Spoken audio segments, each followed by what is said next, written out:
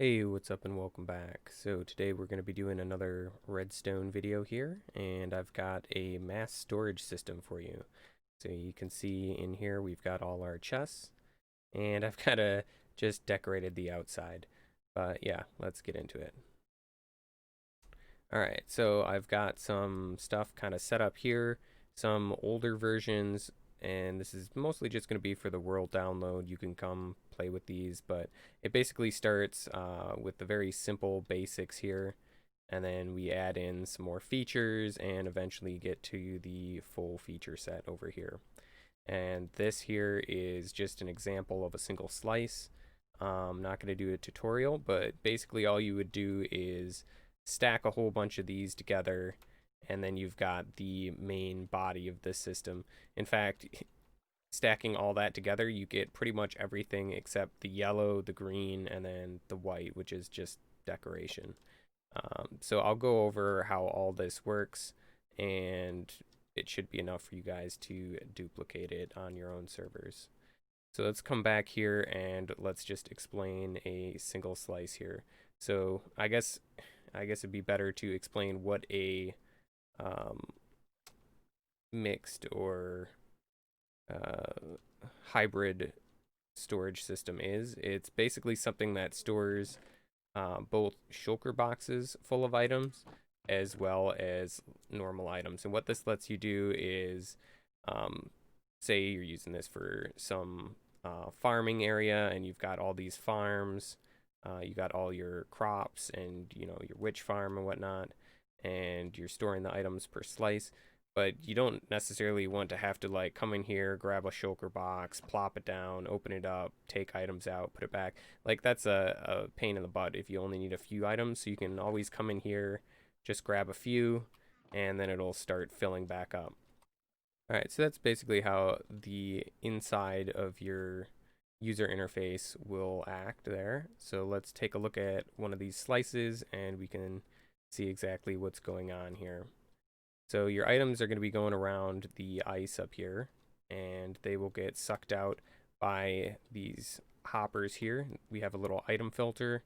There's just one item in here. This is shaped a little different than your typical filter, just so that we have room to build some other stuff. It's one that doesn't go as low. Most filters kind of like go in a downward direction. This one kind of goes straight across. So that gave me some more room to work underneath.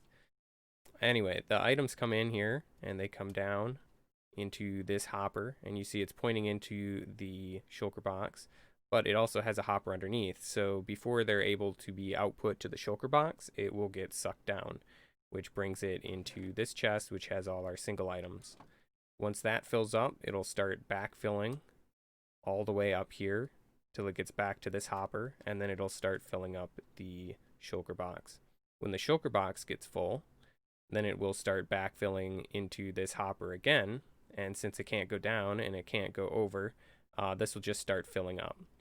And this comparator here will detect that, and you see we've got power source just kind of statically coming in at 15 and 14. So when this one gets completely full, it will output a signal strength of 15 to this block. So this one will change, and that will trigger our observer here, which will trigger our piston, which will pull this down, and that will end up locking our input. So while we're doing processing, our input will be locked and won't be causing us any problems.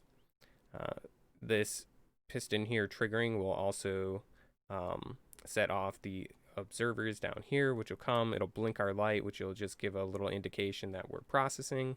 It'll come across here. This is why we have to have a barrel here, because it's a solid block, which will let us power the hopper over here. And I believe this is actually facing the wrong direction. Should be facing like that, which we can detect this getting powered, which then outputs our shulker box over here. And at the same time, when we lock these two right here, because we're powering it with the torch for this one, and then this block gets powered by the torch, which then turns this one off. But we can detect through here the change of state of the hopper, and that will power this, which will then come up. This has to be a packed ice. If it's a normal ice, it counts as a transparent block, and it won't this observer firing won't actually fire the piston. So this has to be blue ice or packed ice. So when this pulses, it will push this other observer down, which will then quasi-power the piston, breaking it. So we've basically got two lines going through here when this powers. We've got one that comes through the piston, goes up like this, through, and then breaks it. And then we've got one that goes down underneath, which then replaces it.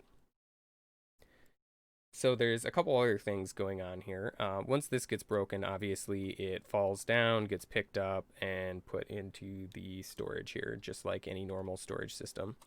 But we also have input for Shulker boxes over here. And this is one of the key features of the system, is that it doesn't require you to have a whole bunch of unused Shulker boxes just sitting around in here.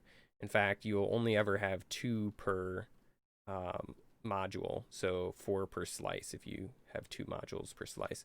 And that's because we have this little locking mechanism over here. So you see when we have a Shulker box in here, this comparator will be powered, which will then kind of chain up here, and it will lock the hopper. So when we have our mine carts going around, which deliver the Shulker boxes, they'll go over this, and it won't suck out any of the Shulker boxes. So that way we can limit to 2, 1 being filled and 1 in reserve. And so you'll notice that we also have an observer coming out the bottom here. And what that will do is whenever we essentially trigger to output a new Shulker box, this will be our request to send the cart down and come replace this Shulker box. So we'll see that over here. We can kind of see these green lines underneath, and they basically just come to the middle. It gets chained down, and then this is our minecart launcher, and this guy will have Shulker boxes in it. So that's basically how the refill call system works here. And we have this yellow line, which is going to be our actual replacement. So we have the cart just kind of sitting here. It's waiting for the rail underneath to get powered. And when it does, it will shoot it across underneath the storage, which we'll see on the inside. This is just your empty Shulker box storage. And it'll come along here, weave its way up, and then just go along each of the slices here. Notice that we have to come out 1 block here. If we turn right next to it, then we will have some problems with it, the cart going over the corner of this one, which is not locked, and so it'll just start filling this slice up. So we have to come 2 out here before we turn and go around to the other side.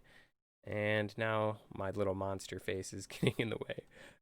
But yeah, so it just comes along here and then drops straight back into its starting location. And so occasionally you might have multiple slices activating at once. So this guy will always go along with 4 or 5 Shulker boxes in it. So yeah. Anyway, up here on the top, we've just got some water streams going along here.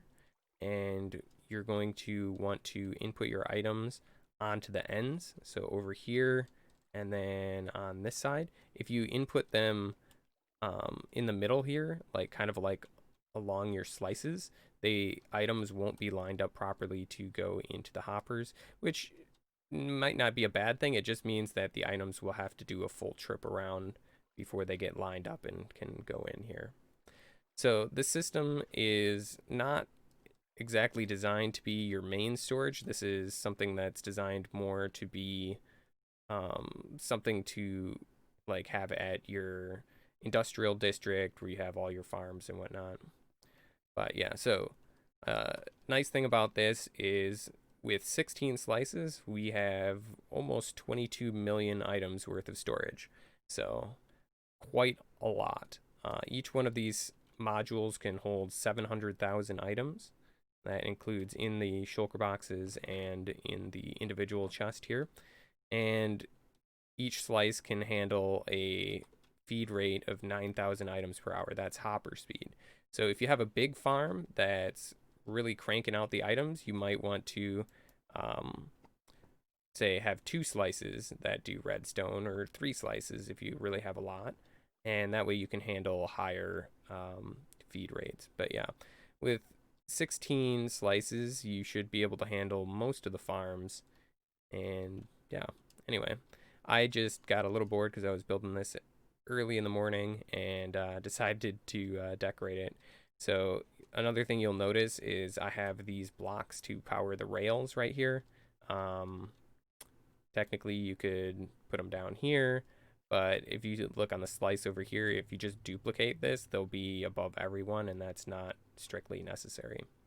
So one other thing to note before I wrap up this video is there are 2 toggles here with pistons. So one is with this composter here. So by default, this should be in the up position, which will unlock this torch and let items through. And these are something that you're going to have to check after you get everything set up. And the other toggle is this one right here with the observer, and you're going to need to make sure that this is also in the up position. And this piston here will be pushed over when you have an item in here. When there's no item, you'll see it pulls back like so,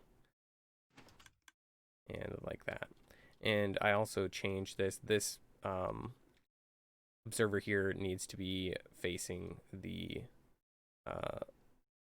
hopper, and I got it right on this side. I don't know why. I think I had it wrong over there. And yep, it's right in that one, and I'm pretty sure it's right in all these. So I will get this world download uploaded for you guys. Check the Discord. If you have any questions, you can ask in the comments below, or check out my Discord. It will actually be easier to help you out there. But yeah, thanks for watching, and I'll see you in the next one.